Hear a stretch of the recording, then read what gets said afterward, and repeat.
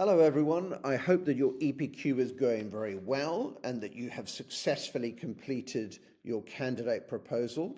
I would just like to remind you of where you should be at this present moment in time. You should have finished your record of ideas and had that signed off. Just a reminder that it's important that your supervisor puts in a date and that they then click yes and save. If you've made errors, you will need your supervisor or your EPQ teacher to unlock that section of Project Q and to make the necessary changes. The candidate proposal should now be finished. You should have shown your research proposal to your supervisor, and that then you should have used that and obviously added a bit more. You can see my student here has done a fabulous job in order to fill in the candidate proposal. This should have been discussed with your supervisor. It is their job to fill in the supervisor proposal. There are 3 questions for them to answer, and that should be based on a close discussion with you. Please, can I remind you that it's very important that the supervisor notes that you are not studying your topic in one of your A-levels or B-Techs. That's very important. Then in class, as we've discussed, you should talk about your research question or your research proposal very carefully with your EPQ teacher. This is a wonderful moment for you to pick up on research questions which are not productive and that will lead to descriptive essays. If you're doing an artifact, we've discussed the fact that you need very clear success criteria. You need a very clear research base. And above all, there should be a clear purpose for the artifact, because if you don't know that, you won't know how to evaluate it at the end. Our next entry will be looking at the planning review. We've decided to delay that to next week. As you can see in the planning review, what you'll be doing is you will be breaking down the dates and the stages of your EPQ, looking very closely at your aims and objectives, and then making smart targets where you decide what your deadlines are going to be. Just a heads up for all of you, the final date for the EPQ is November of this year. So you'll be in year 13 by then, and usually we take it in on the last Friday. We like to finish it long before that. As you can see from Project Q here, there are plenty of parts and stages of Project Q to complete. Now, in today's lesson, before we start to complete the planning review, we want you to think really carefully about the assessment criteria. Now, you will find a folder that I have created for you on your SharePoint site, and in it, I have placed a detailed copy of the EPQ mark scheme. You have all seen the shorter mark scheme, which has AO1 for manage, AO2 for resources, AO3 for develop and realize, and AO4 for review. But what I've done here is I've put the full examiner's mark scheme in here so that you can see the sub-points here. For instance, if you're doing AO1 manage, it will be very important that your introduction identifies a very clear topic. But you'll also have to produce a project plan that will go into the appendices of your project.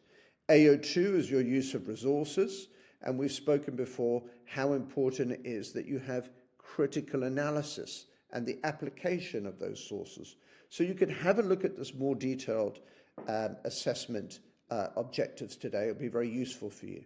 I particularly want to emphasize AO3, develop and realize, as this is 40% of your final grade. You see that it breaks down into problem solving, decision making, creative thinking. Now, much of this grade will come from your Project Q, which is why we are always emphasizing the need for detail, for exemplification in the Project Q, and it will also come from your presentation. So again, it's very important that you're thinking about telling the examiner as much as you can about the decisions and the process of your project as we go along. The final assessment objective is AO4 review. And this is when you have communication skills, but it's also when you reflect on your learning. So again, a lot of this will come from Project Q and also from your presentation. Now, because that's quite a difficult mark scheme and it's designed for teachers who are very skilled, I think that it would be quite useful for you to see a resource that I've created to make it much easier. As you can see along the side, I have put the 4 assessment criteria, and I have broken them down into 3 items over here. Now, what is this at the top? Well, one is for limited, which would mean that you're going to get a very low grade. Unfortunately, in DES, no one is ever there. The second one, some, fits into column number 2 over here. And finally, the grade boundary that we want to get all of you into, the clear, is number 3 here. We use this as teachers or supervisors to mark your EPQs.